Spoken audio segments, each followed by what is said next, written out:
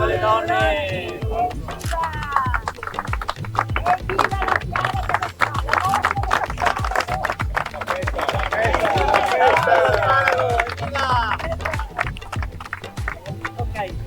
Ciao a tutti amici di G di Ferro Team.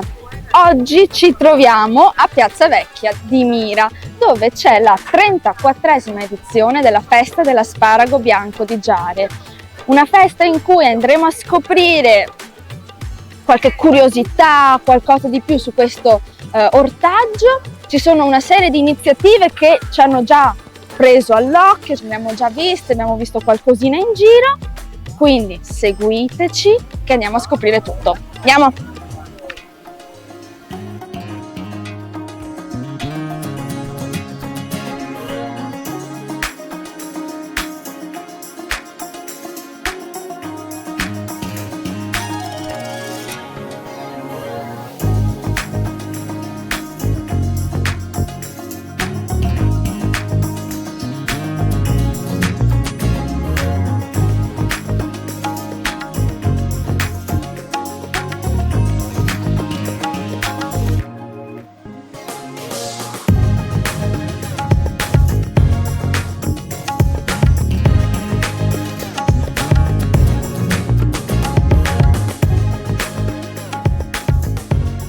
Siamo qui ora con il sindaco di Mira, Marco Dori. Buongiorno. Buongiorno a voi. Come sta andando questa 34esima edizione? Beh, siamo molto contenti perché c'è molto pubblico. Questo è il primo anno dove c'è una bella produzione di asparagi di Giare che tornano dopo un periodo in cui erano diventate quasi un prodotto raro, quasi diciamo per pochissimi esemplari. I produttori che oggi si sono presentati hanno ripreso la produzione. Cosa bella è che ci sono tanti giovani che hanno deciso di coltivare questo ortaggio, quindi noi siamo molto soddisfatti, molto contenti. Progetti per il futuro di questa manifestazione? La ingrandiremo, cercheremo altri produttori che magari si aggiungeranno ancora per ingrandire ancora di più questa produzione. Noi possiamo considerare questa 34esima edizione l'edizione della ripartenza, perché adesso ci sono veramente nuovi produttori, tanti ragazzi, tanti giovani, quindi è una manifestazione che cresce in base anche alla crescita del prodotto. Più prodotto c'è, più la manifestazione diventerà non solo importante come lo è sempre stata, ma potrà anche diventare più grande, che è la cosa a cui io veramente tengo in particolar modo. Lo speriamo veramente. Adesso noi facciamo un bel giro, cerchiamo di carpire più informazioni possibile su questo prodotto locale. La ringrazio moltissimo, continuiamo. Grazie a voi.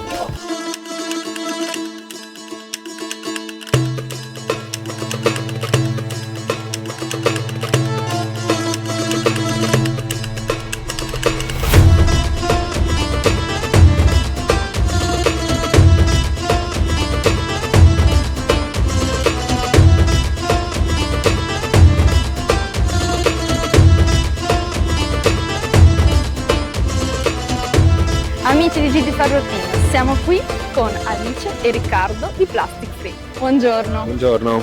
Buongiorno. Allora Riccardo, parlaci un po' di questo vostro movimento. Sì, allora Plastic Free è una onlus che è nata nel 2019 e che si sta espandendo anche in tutto il mondo, perché abbiamo iniziato da poco ad andare anche in altri paesi, non solo in Italia, e ci occupiamo di sensibilizzare le persone sull'utilizzo della plastica, che è stato un utilizzo improprio, in quanto siamo sommersi purtroppo dalla plastica e è bene che la gente lo sappia e che inizi a cambiare le modalità di utilizzo dei prodotti. Cosa facciamo nell'attivo? Oggi siamo qui a Piazza Vecchia per raccogliere ciò che troviamo per terra, i rifiuti, per sensibilizzare le persone e far capire che non si butta per terra l'oggetto, ma eventualmente viene messo nei bidoni. Ma andiamo anche nelle scuole, perché è importante sensibilizzare i bambini, e quindi facciamo degli incontri assieme alle maestre e ai bambini, dove gli insegniamo che cosa è il problema della plastica, e poi andiamo proprio nell'ambiente e andiamo a fare delle raccolte come stiamo facendo oggi qui con gli adulti.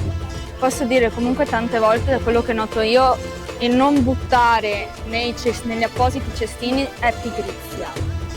non tenersi un attimo la carta in mano o in borsa, Brava. aspettare di trovare il primo cestino, ma dire vabbè, tanto dopo qualcuno tirerà su. Esatto, sì.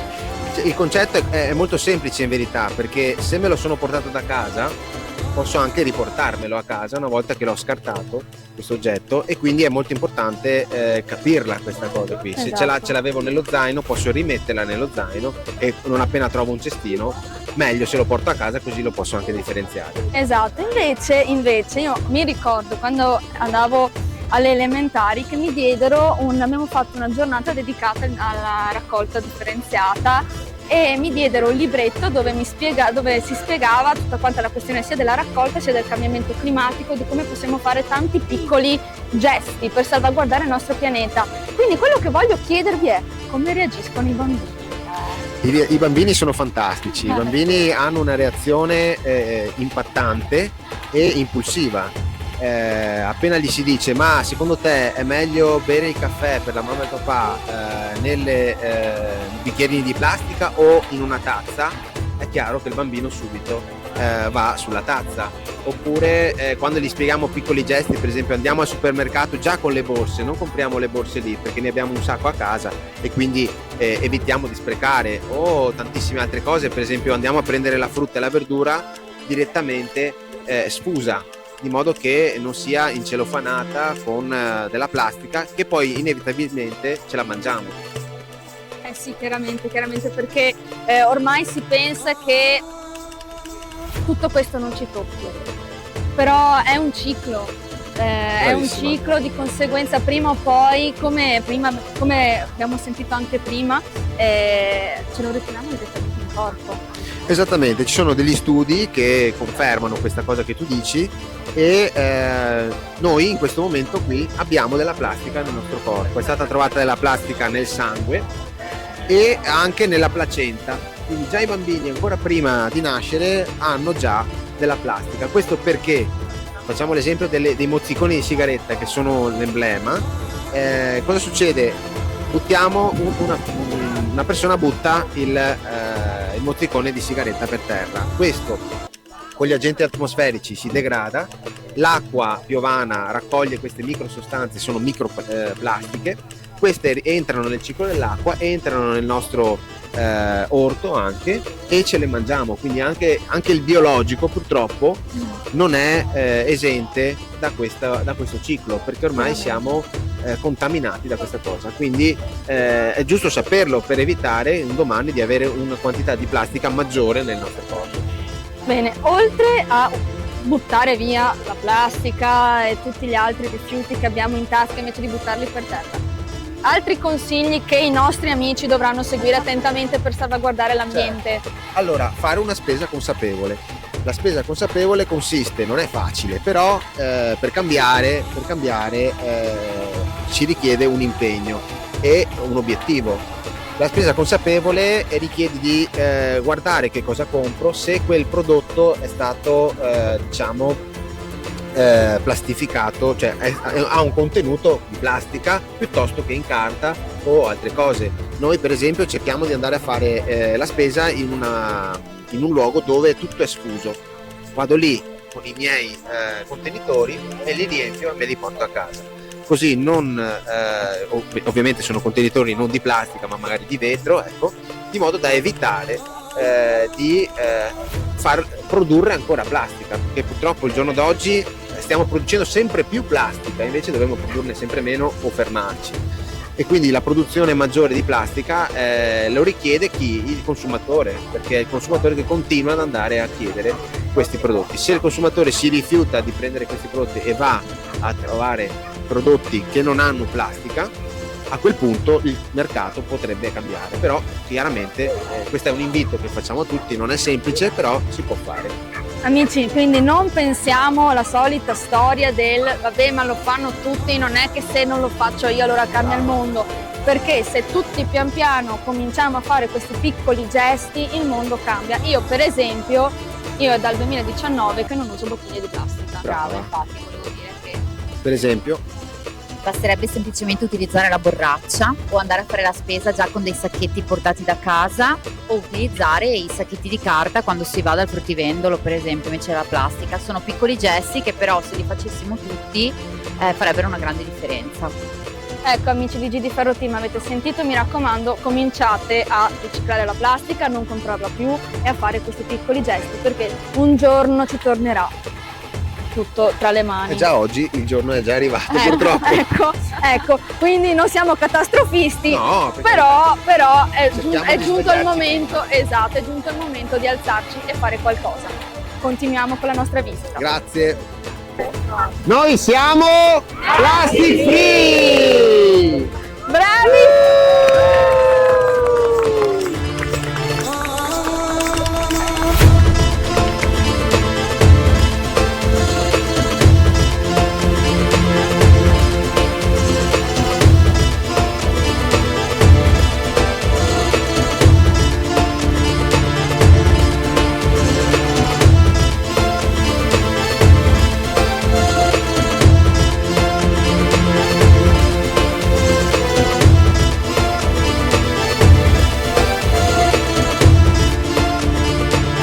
Eccoci qui finalmente vediamo i nostri asparagi, fulcro di questa festa, di questa 34esima edizione. Sono con Massimo dell'azienda agricola Tuzzato. Buongiorno. Buongiorno.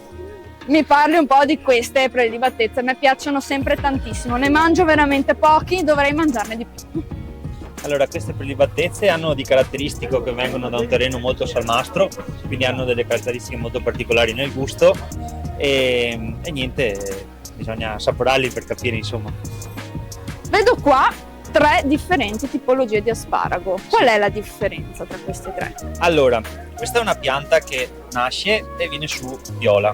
Questa invece è una pianta che nasce verde perché con la clorofilla resta verde l'asparago, invece questo è l'asparago bianco che viene coperto dalla terra e quindi resterà bianco, che non c'è il sole, insomma. Ok, quindi di base questo rimane sotto, invece Sì. queste due qua crescono Sopra. verso il sopra. Con il sole, con la clorofilla Ok. diventano verdi e viola di questa razza particolare, insomma, questa varietà. Ok, e mi parli un po' dell'azienda, insomma. Ma niente, noi siamo un'azienda che facciamo mais prevalentemente, poi abbiamo piantato questo asparago perché tanti anni fa c'erano tante piantagioni ed era un peccato non continuare su questa, insomma, sull'asparago e basta. Com'è andata? Come sta andando? Ma Perché siamo a mezzogiorno, allora, quindi abbiamo ancora un'intera allora, giornata davanti a noi. Abbiamo avuto molte soddisfazioni, devo dire, perché comunque e purtroppo il tempo non ci ha dato una mano con le produzioni, perché ci sono state delle produzioni veramente basse, perché con il freddo purtroppo non ci sono state produzioni come speravamo, insomma. Sì, Però sì. a livello di vendita siamo contentissimi perché veramente soddisfazione. Sì, beh, noi vi abbiamo rincorso, praticamente noi venivamo qua, c'era il pienone, dovevamo fare un giro, andare a vedere gli altri stand, dopo tornare qua ancora il pienone, quindi comunque Sì. un po' di Ma poi soddisfazione. c'era anche l'interessamento della gente a vedere l'asparago rinato di Giare che mancava da tanti anni, quindi è stato bello anche per quello. Quindi proprio per via del tempo, delle condizioni, sono stati degli anni un po' duri, mi dicevi. Sì, sono stati un po'. La nostra è il primo anno di produzione. Ok. Quindi stiamo parlando che siamo ancora molto Freschi. molto freschi. Freschi. Sì. E niente, comunque siamo contenti, dai. Ma cos'è che vende di più tra queste 3 varietà? Ce n'è una in particolare o sono tutte e 3 prese dal pubblico? Sono con... prese sempre perché vediamo comunque va bene tutto, insomma, perché Dove- piace. Dove vi troviamo? Allora, noi ci troviamo proprio, la nostra azienda costeggia tutta la laguna perché costeggia tutto l'argine di Giare e quindi ci troviamo proprio ai piedi della laguna. Quindi noi volendo i nostri amici possono venire Sì. in azienda, vedere anche loro. Sì. È venuta anche una scuola la settimana scorsa. È venuta anche una scuola resca. Com'è stato? È stato molto, molto bello, è stato molto... I bambini com'è che erano? I bambini- Erano interessati allora, a vedere? Mi è piaciuto molto perché i bambini erano proprio interessati anche a toccare il terreno, come che magari non pensavamo. Avevano proprio la voglia di toccare il terreno. di scoprire di più scoprire, su... sì. Sì, perché comunque magari li vedono al supermercato con la mamma o al mercato col No, papà. si sono messi, hanno scavato il terreno, hanno trovato gli asparagi sul terreno e dopo si sono messi, li hanno tolti loro, è stato molto molto bello. Che meraviglia, quindi più iniziative così bisogna fare con sì. i bambini che scoprono, che si mettono a cercare, perché comunque poi magari il bambino poi diventa un adulto, si appassiona Sì. e comincia anche a portare avanti Nella terra. la terra, sì, perché ormai al giorno d'oggi bisogna sempre, è una cosa che va ricordata, con i social, con le nuove i nuovi lavori, comunque c'è sempre meno gente che lavora effettivamente la terra. Perché è un po' un lavoro duro, quindi... C'è poca intenzione di tirarsi sulle maniche e lavorare la terra, quindi il fatto che ci siano i bambini che siano così curiosi, riuscire a portare avanti comunque una tradizione, perché Sì, è una tradizione più che un lavoro alla fine, cioè solo passione. Perché se non hai Esatto, passione su una cosa del genere non puoi proprio neanche minimamente avvicinarti. esattamente, quindi comunque portare i bambini con le scolaresche, scoprire con propria mano, lo trovo una cosa veramente molto Sì. utile anche per loro, poi per come cresceranno queste nostre nuove generazioni. Sì. Qual è il tuo preferito di asparago? Il verde. Perché? Perché secondo me il verde con la clorofilla che diventa verde mi piace. Ti piace più il sapore, sì, il gusto? Con cosa lo fai questo asparago? Le uova? certo, le uova, chiaramente, io che domando anche. Un po' di tutto. No, sta bene con tutto perché sta bene con la carne, sta bene con il pesce, è una cosa molto molto versatile. Ecco, amici, avete sentito? Andate a trovarli, andate a comprare, andate a toccare, andate a vedere, portate i bambini che... Portate i bambini più che altro. Esatto, portate i bambini che devono scoprire queste cose, perché un conto è che li vedono, come ho detto prima, al mercato, dicono ah vabbè, nasce così l'asparago bianco. No, è importante continuare queste tradizioni. Io ti ringrazio tantissimo Grazie a te, e noi amici. buona Ci vediamo. giornata.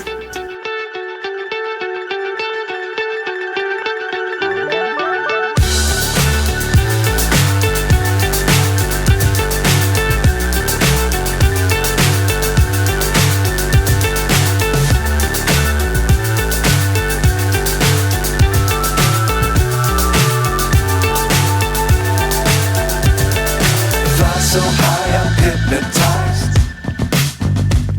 What's up? Ora siamo qui con Maura di Le Coccole, buongiorno. Buongiorno. Allora, noi abbiamo letto candele di cera di soia. Esattamente, sì. Bellissime tra l'altro, Grazie meravigliose, mille. complimenti. Grazie. Com'è che vengono prodotte? Beh, allora niente, faccio sciogliere le scaglie di cera di soia a temperatura di 60 gradi e poi aggiungo gli oli essenziali per profumarle, i coloranti naturali e poi nei vari stampi produco le mie creazioni. Preferisco farle quelle in vasetto con i fiori secchi, quindi tutto naturale, plastica non ce n'è.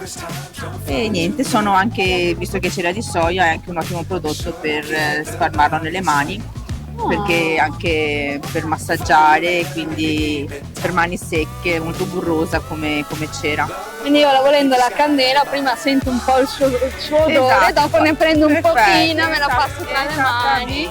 Tutto completamente naturale, perché Esatto. comunque anche le creme mani e le candele che si comprano al supermercato o quelle più famose di cui ora non citeremo il nome, Esatto, no, lo diciamo, Ok. abbiamo capito. tante volte hanno un profumo molto Sì, buono, molto esatto. forte, però sicuramente molto chimico. Moltissimo. Invece Esatto. qui parliamo comunque di oli Sì. essenziali completamente Esatto, naturali. esattamente sì.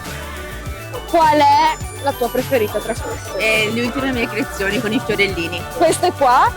Sì, queste proprio. Queste sono proprio belle. Sì, dà proprio il ci devo senso di dire. primavera. Però è un peccato accenderle. Tutti me lo dicono, però poi si possono rifare. sono un Quindi peccato, è un utilizzo il peccato. vasetto e quindi io li riciclo anche il vasetto. Anche il vasetto. Esatto, e quindi magari tanti clienti me le riportano e io lo rifaccio. Ah, quindi io per esempio ne prendo una, Sì, mi piange il cuore, ok? Ogni volta che l'accendo dirò oh mio Dio, no, cosa sto facendo? Però quando l'ho terminata io Sai torno che da ci te sono, bravissima. completamente riciclato. Esatto, esattamente Che cosa vogliamo dire di più, amici?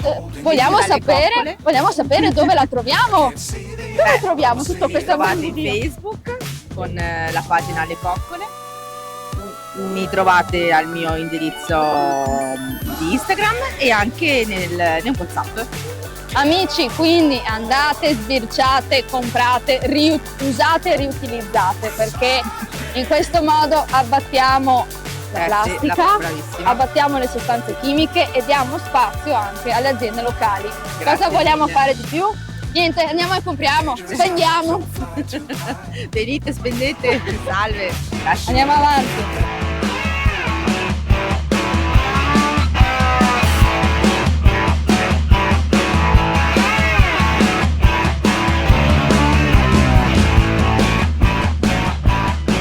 Ora ci troviamo con questa distesa meravigliosa di miele con Luca Semenzato, buongiorno, Buongiorno. che ora ci racconterà un po' di più di questo prodotto. Io personalmente non so voi, ma io non so assolutamente nulla. Sì, allora, sì, praticamente l'apicoltura, salve, io sono Luca Semenzato e io faccio l'apicoltore da bambino praticamente. Allora, l'apicoltura di oggi è cambiata rispetto a una volta. Una volta le api si lasciavano stanziali, ferme, anche adesso, però gli apicoltori adesso lavorano più sul nomadismo per ricercare le fioriture diverse di diverse specie di piante e anche per fare delle esigenze di mercato. E comunque adesso c'è il problema climatico che sta un po' sconvolgendo anche qua le produzioni. E vediamo insomma in futuro cosa succederà, come si potrà. Ma qual è il processo per arrivare a raccogliere il miele? Allora il miele praticamente le api lo trovano sul fiore, lo trovano sul fiore, trovano il nettare e dopo tra loro non è che trovano già il miele già fatto, lo arricchiscono loro, perché loro hanno dentro l'organismo suo, hanno un sistema per delle borse malarie che producono il miele e lo arricchiscono degli enzimi che sono quelli che fanno bene dopo infine e dopo lo mettono sulle cellette. Ok. Il problema è che se ne fa molto meno rispetto a una volta. Per Una via. volta i vecchi apicoltori, quando dovevano andare a togliere il miele, gli veniva un po' male perché dicevano allora adesso dobbiamo lavorare tanto per toglierlo. Adesso invece in poco tempo lo cavi via. Sì, diciamo che comunque è una cosa per cui bisognerebbe anche preoccuparsi, perché vuol dire che di api ce ne sono poche. No, è proprio un problema climatico. Problema Sì, climatico. no, le api ci sono. Ok. È proprio un problema climatico. Ok. Cioè, i fiori sono delicati, Ok. basta un piccolo sbalzi di temperatura. temperature qua e là e basta. Ah, ok, ho capito. Sì. Cos'è che ha portato qui oggi? Qualcosa che le piace di più di tutto? Noi la produzione nostra che è qui del territorio è il miele di Barena. Ok. Il miele di Barena che è una nicchia nostra, è uno dei mieli più ricchi di iodio al mondo e unico nel suo genere. Perché la laguna di Venezia è una delle lagune più antiche al mondo, quindi nei secoli si sono depositate quantità enormi di iodio e di sale. E questo miele che viene fuori là dicono che sia uno tra i mieli più iodati e quindi particolare anche nella flora, forse sia con le migrazioni degli uccelli e sia anche i veneziani, tutte le varietà, le specie che vivono nella laguna di Venezia è unica. Ecco, così insomma abbiamo questo fiore all'occhiello, il miele di Barena. Ecco, questa è una novità per me, io non sapevo che avessimo questo prodotto proprio nostrano. Sì. Pensa che è stato riconosciuto nel 2011. Praticamente l'altro ieri. Brava, ma è sempre esistito e io ho un documento del 1404 che parla del miele di Barena. È una cosa Non male, mamma mia, cioè risalire al 1400, wow, ed è stato riconosciuto solo nel 2011, mamma, ci è voluto un po' di tempo. Grazie, la ringrazio per averci spiegato molto bene tutto quello che c'è dietro al miele. Noi continuiamo, andiamo a vedere. Ok.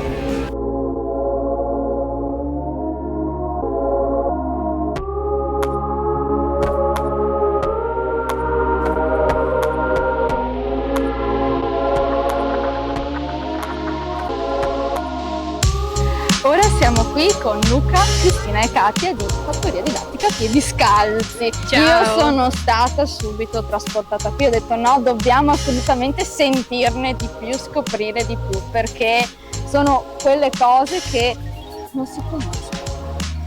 Perché personalmente dove sono io di solito non si parla tanto di stare così a contatto con l'animale. Quindi, E non solo animali, anche natura. E infatti la nostra idea nasce, cioè il nome della nostra fattoria Piedi Scalzi nasce proprio dall'idea di voler riportare le persone, soprattutto i bambini, a un contatto con la natura. Diretto proprio, quindi senza intermediazioni, senza le scarpe, quindi proprio pestando a piedi scalzi l'erba. E poi nella nostra fattoria abbiamo proprio un percorso che è suddiviso in vasche, dove i bambini possono, o anche gli adulti, possono passare da una vasca all'altra ascoltando le loro sensazioni. wow, bellissimo. Ed è una cosa insomma che sembra banale, ma in realtà ci fa scoprire Specialmente in quest'epoca in cui ormai, almeno da quello che vedo io, dalla mia esperienza personale, i bambini sono attirati dal telefonino, la PlayStation, quindi non vanno più in bicicletta, non vanno più in giro perché ma gioco con gli amici con la o PlayStation. si vive in case sempre più piccole con appartamenti, poco giardino, e quindi ritornare insomma un po' alla natura fa sempre bene. E infatti noi in fattoria proponiamo sia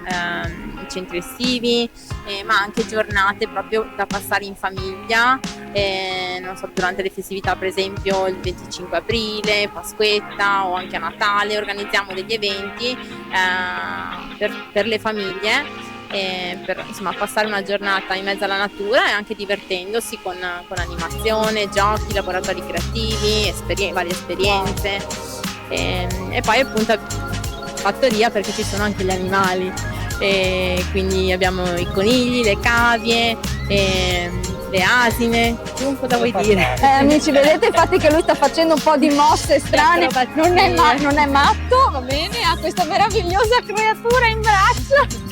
Bellissima. È bellissima, non sappiamo perché è ancora un cucciolino e quindi sì, dobbiamo aspettare ancora qualche giorno per capire. Quindi contatto con la natura, contatto con gli animali. Cosa abbiamo portato qui oggi? Perché io qua vedo banchetti animali, vedo un sacco di bimbi che sì, ci perché poi circondano. nella fattoria abbiamo anche un campo di lavanda, quindi facciamo anche produzione di olio essenziale di lavanda, e questo vuol dire anche comunque altri tipi di esperienze nella fattoria.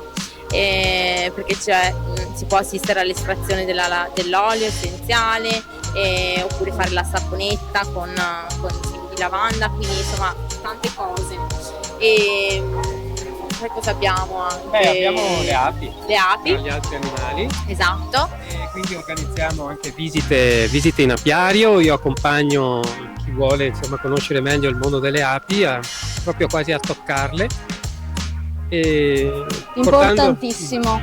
Le api, cioè importantissimo conoscere il lavoro delle api, perché se non ci fossero le api.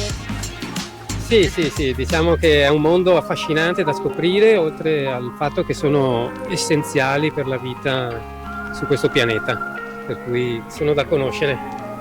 Ed è affascinante proprio vedere, perché Luca vi porta da vicino, anche attraverso un'area didattica, va anche nelle scuole, proprio per avvicinare i bambini a questo mondo e sensibilizzare un po' i bambini su questo aspetto, a conoscere meglio l'importanza del lavoro delle api. E aggiungerei l'importanza di curare l'ambiente, perché le api ci stanno dicendo che dobbiamo fare qualcosa per l'ambiente. Esatto. Quindi, amici, dove vi troviamo? Qual è il vostro posto operativo dove troviamo tutta questa meravigliosa storia? Allora, noi ci troviamo a Mira, in località Porto Menai, in via San Bruson 33, e presso l'azienda agricola florovivaistica al parco. Quindi amici, andateli a visitare, andateli a trovare, portate i vostri bimbi, fategli scoprire questo mondo, perché è importantissimo cominciare a conoscere la natura fin da piccoli per poterla preservare e proteggere. Io vi ringrazio, siete stati gentilissimi. Grazie a voi. Grazie anche a te, bellissima creatura, sei così bellissimo, bellissimo, meravigliosa. Proseguiamo.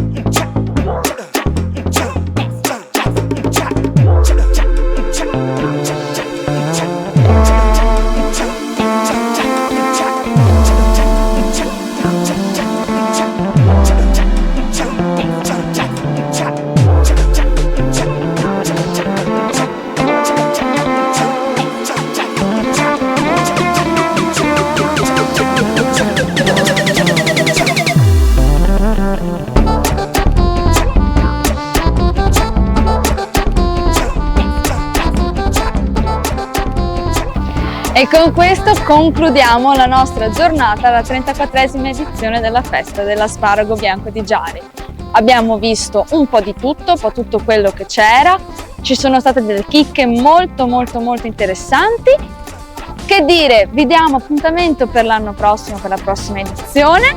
Vi saluto e ci vediamo alla prossima. Ciao!